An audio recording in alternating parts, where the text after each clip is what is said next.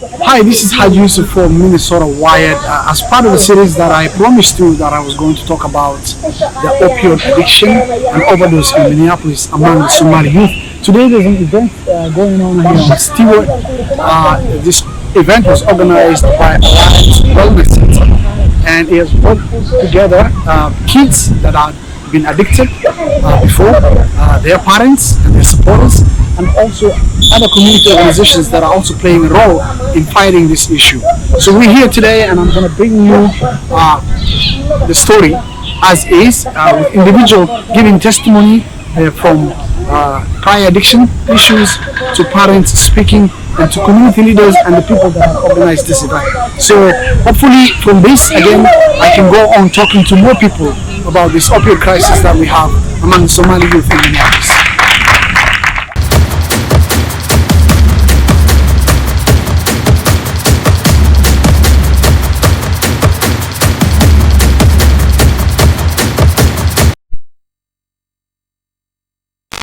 Start off with a little presentation about what we do at Alliance Wellness Center.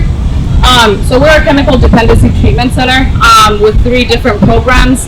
Our largest program is an intensive outpatient with lodging program that's culturally specific to East African men that are 18 and older. You happen to see or notice that, or you found out that your kids have addiction problem, it's only best not to chase them away, but to make them stay at home.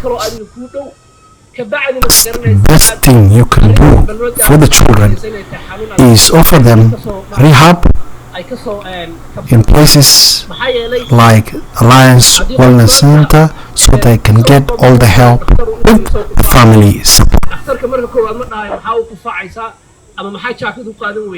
marka koowaad dhakhtarku muxuu sameeyaa qofku uu daaweynayaa marka uu daaweeyo ka bacdi ayaa waxa la leeyahay hadda ka bacdi marka banaanka u baxaysa jaakad gasho is ilaali iyo wixii la mid ah. Get up off of bed and say, hey, I'm gonna get help. It took me a while to realize that I needed help.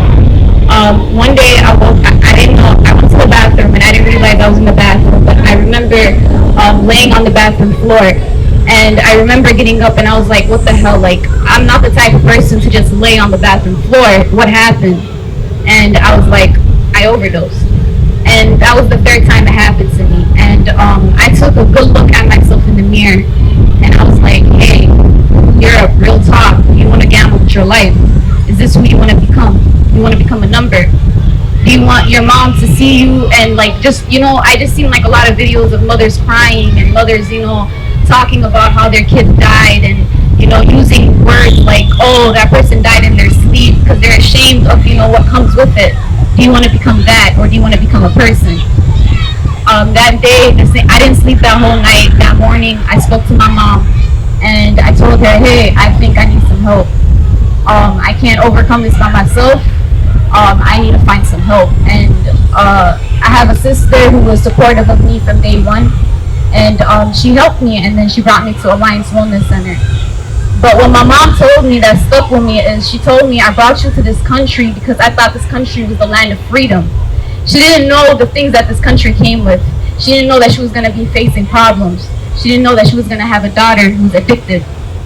And this is one of the hardest things for me to say that, hey, I'm addicted, I'm an addict. But, you know, just one message I just want to tell you guys, you know, just to like for you guys to remember is you guys know yourself best. Nobody knows you better than you know you. So if you are struggling with a problem, you know what the problem is, and if you need help, you know where to find help. There's people here that can help you, people here that won't judge you, people here that will welcome you with welcoming arms. The first step is always the hardest. The second step will be hard. The third step will be hard. The whole journey will be hard. But hey, that's life. Life isn't meant to be easy. People who have it easy, you know, they just have it easy because they were born with like a silver spoon and stuff. But I was 19 years old, and I'm a recovering drug addict. I've been sober for 6 months. Welcome to the lab. Well, I mean, like, I would never see myself like back before I was sober, you know. I would personally would never see myself doing something like this, you know. Speaking to a big crowd about something, you know, put yourself on the spot, make yourself vulnerable for people. But one thing I learned throughout my sobriety, about 6 months, is you gotta like worry about yourself. You gotta care about yourself at some point. You know, going through your addiction, whatever you're addicted to, at the end of the day, you know, you put yourself aside. You don't think about yourself. You're always going after that, whatever you're addicted to. You know, and one thing I think that I was able to learn is, you know, you gotta put yourself first. And I remember when I first, you know, realized I had an issue and I had to come clean, you know, alhamdulillah, I had a supportive mother and a very supportive sister that was very understanding. But I feel more the issue was the stigma I was gonna give from the community because, you know, I was a female, I was pretty young too when I started. And, you know, I just didn't want people to think of me in that way and, you know, associate me with someone who used to do drugs. But alhamdulillah, like, I came to realize that, you know, without this struggle, I wouldn't be here today. I wouldn't be the same person I am today. It really opened my eyes about a lot of things. It teach me, you know, how to in the future handle certain things that, you know, I never thought I would have to worry about. You know, it opened my eyes to, you know, the type of people you have in the community, you know, what you gotta watch out for. And we will be there for you at the end of the day, you know. And I just want to remind y'all, like, you know, love your family, stay connected with your family, because at the end of the day, if anybody got your back through anything, it's family, you know. Standing here today, I could not sit here and, you know, not give credit to my mom and my sister for the hard work they've done for me. There were several moments where, you know, my sister saved my life at OD. You know, my mom didn't know much about what was going on, but alhamdulillah, I had a sister, you know, she didn't tell me she had Narcan, you know, if it wasn't for her, you know, so it's all up to her. But my main message to the community is, you know, if you know somebody that's going through an addiction, you know, whether it's a girl or, you know, a guy, if you don't have, like, the correct intentions, if you pray, you don't want them to get better for themselves, you know, you're better off leaving them alone, you know, because we got a lot of people in the community struggling and they don't know who to go to, they don't know who they can tell, who they can talk to, and I feel like if we fix that, then we have a good, like, foundation, a stepping stone to, you know, fixing this problem. First of all, I want to appreciate and thank the organizers of this event, and I want to encourage such events to happen in the future because it's helping us parents and also our children come out, speak to each other and understand each other. First of all, I want to speak to the Somali American parents out there who are not here today. My advice to them is that when you see, we had hope and great vision for our children to be in America, but it has become a disappointment for us parents. It's not what we expected. There is a huge miscommunication, and we as parents don't seem to understand the problem affecting our children and our youth. And most of the time, my advice to all Somali American parents is when you see your children with addiction problem, do not call them out and use harsh languages. Rather, talk to them, sit down with them, have a conversation with them, and maybe you can find out what the problem is or what the issue is. And we must listen to our children and what they tell us. And most of the time they do tell us that we don't understand as parents. And it's true, I believe that. So for our community and for our children's future, we must come together, support each other. More importantly, we must listen to our children and their concerns and why they have this problem.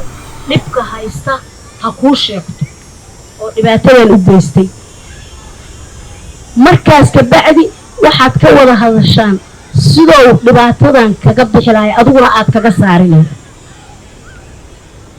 ma ahan Soomaaliya kaliya in loo wada caruurta in looga saaro waxaan Soomaaliya ma rabaan mana aadayaan waxay rabaan dad ay afahmayaan meel ay fahmayaan dad la hadli kara dad dhihi kara war maxaan idiin qabanaa waa dhalinyaradan oo kale barogaraamka aan wada ayagu carruurta waa la hadli karaa waa dhihi karaan walaalayaal waxaan aad ku socotaan wax fiican ma ahane aan idinka saarno waa dhihi karaan laakiin baarantigu waalidayntu ma ogaan karaan waxa ay ogaan haysta hooyo Soomaaliyeed oo arkay oo ku dhahaysa haa wiilkaygii wiil xumo iga raacay ma ogta wax la yiraahdo wiil xumo ma jiro wax wiil xumo la yiraahdo ma jiro wax gabar xumo la yiraahdo ma jiraan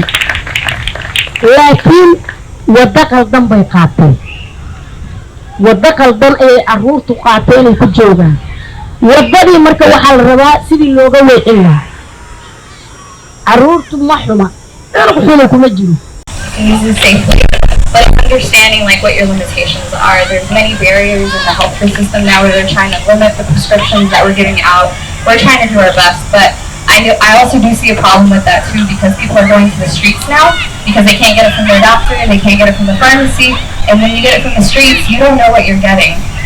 And now they're lacing it with something called fentanyl. And I don't know if you guys know what fentanyl is, but the smallest amount of fentanyl can actually kill like an elephant or a horse, let alone a human being. And so when you're lacing it with this prescription, with this medication, you know you're getting a bigger hit, you're getting a bigger desire to use it, you know what I mean? But at the same time, you're risking your life even more.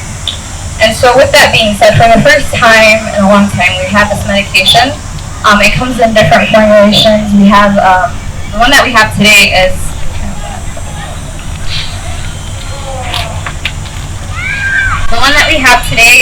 in a solution form.